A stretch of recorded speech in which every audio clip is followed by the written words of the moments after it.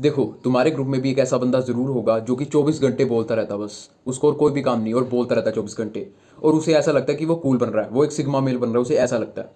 लेकिन सबसे ज़्यादा मजाक उसी बंदे का उड़ाया जाता है और सबसे ज़्यादा कमज़ोर वही बंदा होता है। अब सुनो बंटी की कहानी। बंटी गया इंटरव्यू देने। बंटी ने सभी क्वेश्चन का जवाब दिया, लेकिन उसके बाद बंटी अपने बारे में बताना स्टार्ट कर दिया कि मेरा पुराना बॉस ऐसा था, मेरी पुरानी जॉब ऐसी थी। वो रुका नहीं, उसने और डिटेल्स ऐड करनी स्टार्ट कर दी और बताना स्टार्ट कर दिया, जो कि नीडेड ही नहीं था। Extra extra extra extra extra. वो जो इंटरव्यूअर था उसने कहा कि हम तेरे को हैंडल नहीं कर सकते भाई, तू जा भाई।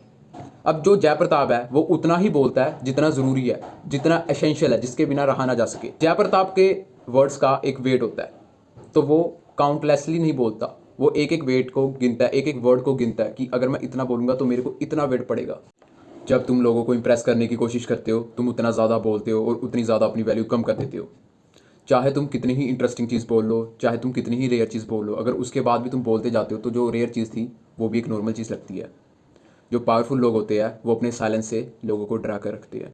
अब हिस्ट्री की एक बात सुनो। कोरोलोनियस नाम का एक बंदा था।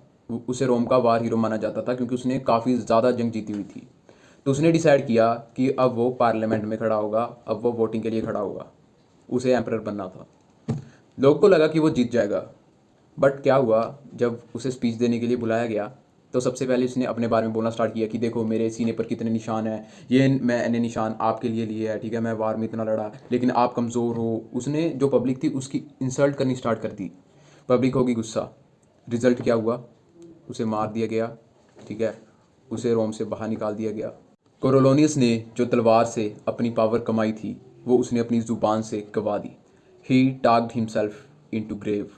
अब हिस्ट्री की एक और कहानी सुनो। ये है कहानी रशिया की, 1850 की। एक बंदा था जिसे फांसी की सज़ा सुनाई गई। तो क्या हुआ कि जब उसे रस्सी के ऊपर लटकाया गया तो रस्सी टूट गई और वो बंदा नीचे गिर गया और वो बंदा बच गया। उस समय ऐसा माना जाता था अगर किसी की रस्सी टूट जाए और बंदा बच जाए तो it is a God's grace, यानी कि गॉड का उस पर हाथ है।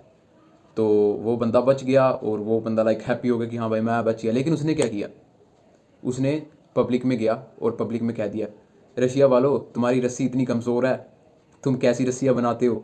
मतलब रशिया को डिफेम कर दिया।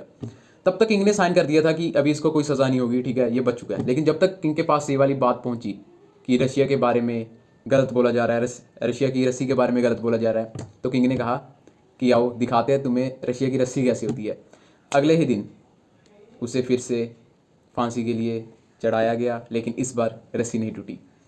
एट दी एंड इसे हमें क्या सीखने के लिए मिलता है कि जो तुम्हारी ज़ुबान से एक बार निकल जाता है ना, वो तुम कभी भी वापस नहीं ले सकते। अगर वो उस समय कुछ भी ना बोलता तो वो जिंदा रहता और अपनी लाइफ अच्छे से निकाल लेता, लेकिन उसने उसकी ज़ुबान ही उसकी दुश्मन बन गई। तो उतना ही बोलो जितना सफिशियंट है, और फालतू में जितना तुम बोलोगे उतनी ही ज़्यादा पॉसिबिलिटी है, उतनी ही ज़्यादा प्रोबेबिलिटी है कि तुम कुछ ना कुछ गलत बोलोगे।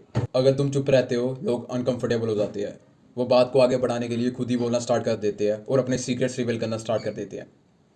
अगर कोई तुमसे कोई सवाल पूछे तो उसका आंसर हाँ या ना में ही दो।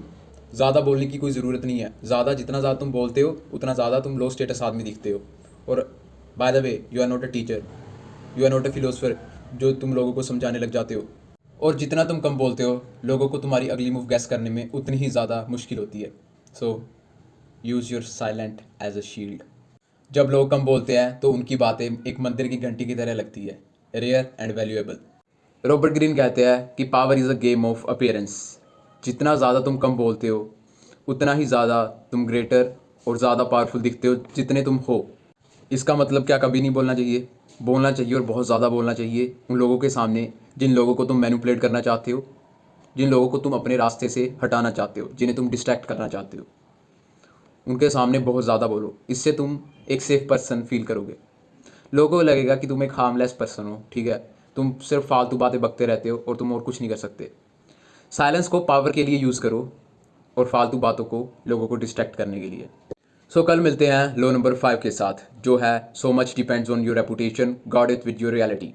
कमेंट में लिखो साइलेंस अगर तुम्हें ये लॉ अच्छा लगा है और तुम इस लॉ को फॉलो करने के लिए रेडी हो। तब तक के लिए stay hard, stay discipline, subscribe to Jay Pratap official. जय हिंद।